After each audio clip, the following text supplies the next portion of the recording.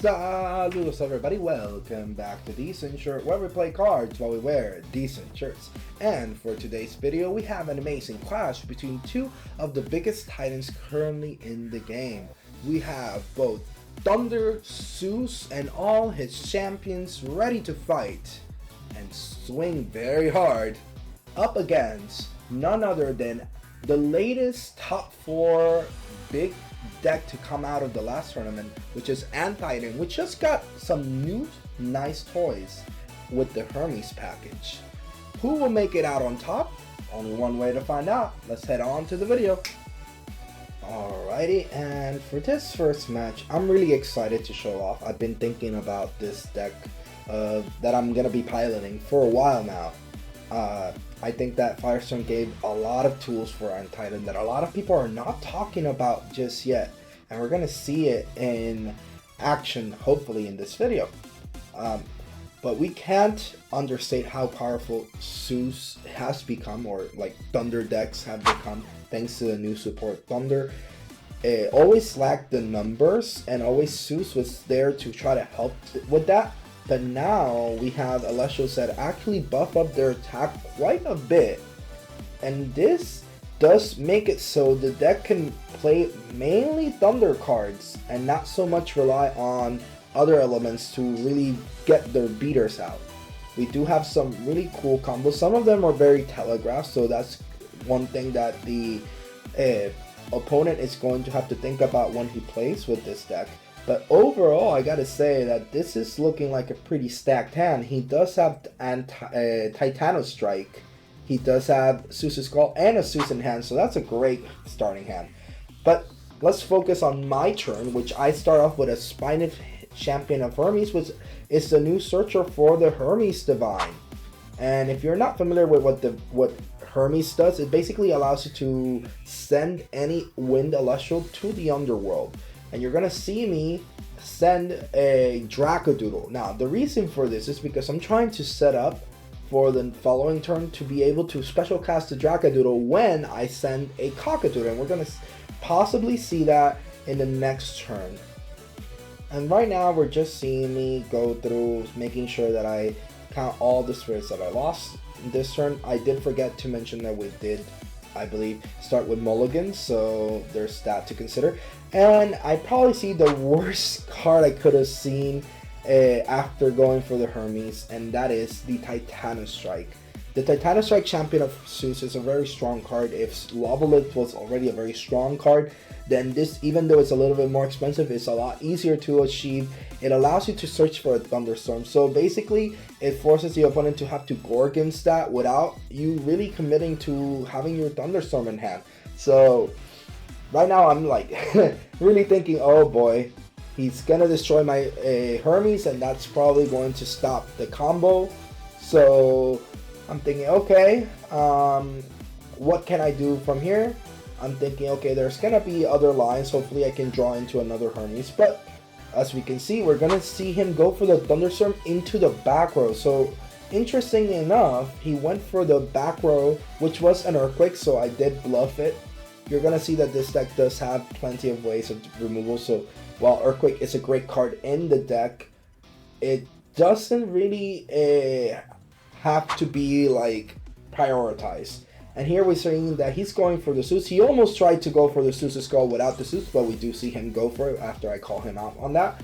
So it allows him to search for any champion of Zeus as long as Zeus is in play. So that's a very powerful card because it does not discriminate between an energy cost. So that means he's going to be allowed to search for the newest Griffuse Champion of Zeus, which is a very powerful card. Now, it is basically allowed to special ascend into any champion of Zeus, no matter what.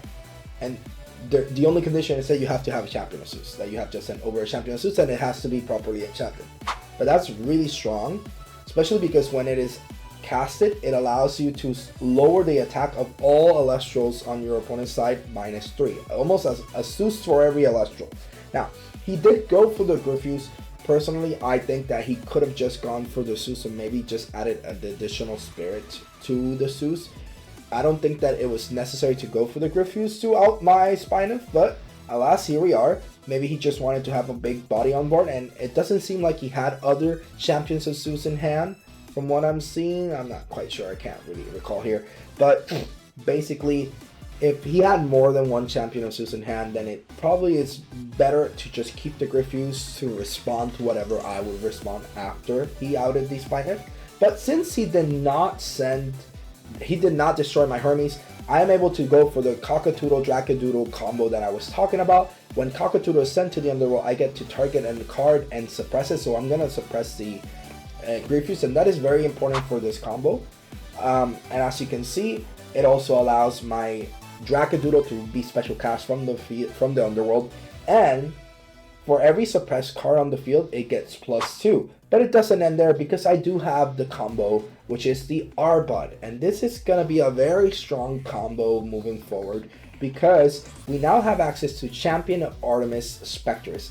Champion of Artemis Spectres says that when your opponent has a suppressed card, I get to special cast that from my hand.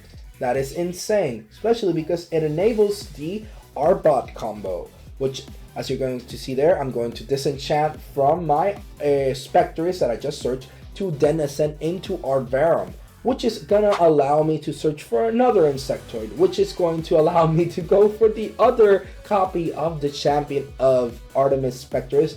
And since he still has his Griffuse, which is suppressed, I am allowed to go now for another Spectres, which is going to then be destroyed by my Arvarum, which is going to allow me to go into Antitan in one single swoop. And that, I cannot understate how powerful and how great it feels to be able to cast out Antitan in one single turn, compared to how it is currently in Moonrise, where you really have to set up to it and you don't have that many. You need your opponent to either have Insectoids, or you need to really like have a bunch of ways of protecting your Insectoids so you can go for this play. But here we can do it all in one single turn, and it's also consistent. So as you can see here, Antitan, if you're not familiar, it allows you to discard a Insectoid from hand and then destroy a card, and he can use its effect up to 2 times. So I'm going to use that to basically get rid of the back row. And now Drackadoodle can swing over the Griffuse because it is suppressed, so it gets +2 attack, and Antitan can just swing for 3 damage. And here again, this is what's so strong about this deck. I did burn through a lot of my spirits. I think I'm currently at 6 spirits in my spirit deck, but the payoff is the fact that I have turn 2 the Antitan Drackadoodle, and that's what I'm currently explaining to my opponent. I was like, this is insane. Like, the fact that I'm able to go for this is pretty cool. So right now, we're seeing my opponent go for the Zeus, and he's going to go for the new Volcaries, which allows you to disenchant a spirit from the Zeus to get +2 attack and destroy a rune. But we're going to see that the Gorgons is probably going to seal the deal for this game. Quite a short video, but that just goes to show how powerful Antitan is. You see me even drawing for the top deck of the turn, the Gorgons, and that again seals the deal for this game. Now for some final thoughts. Well guys, that was the match, or at least the first round. What do you guys think? I gotta say, it's very impressive how you are able to cast out Antitan turn 1 if you have all the combo pieces. And the fact that I was able to throw out Drackadoodle and Antitan in the same turn was insane, all by turn 2. It is true that we lowered our spirit deck to just 6 spirits by the end of turn 2. However, all the advantage that one was able to accumulate does beg the question, is it worth it to go all those spirits down? And at least in this game, it does seem like the switch finish was most definitely worth it. So write in the comment sections, what do you guys think about this new Antitan build with this aggro wind package? I think that there's a lot of things to explore with Antitan and Firestorm. And we can't forget about Zeus. I do think it's a little bit important to remind you guys that for many of us, this is like the first time that we play with these decks. So you can make some errors in while we polish the decks and polish the plays and the combo lines and all that. But I think that overall it still showed how strong Zeus can potentially be.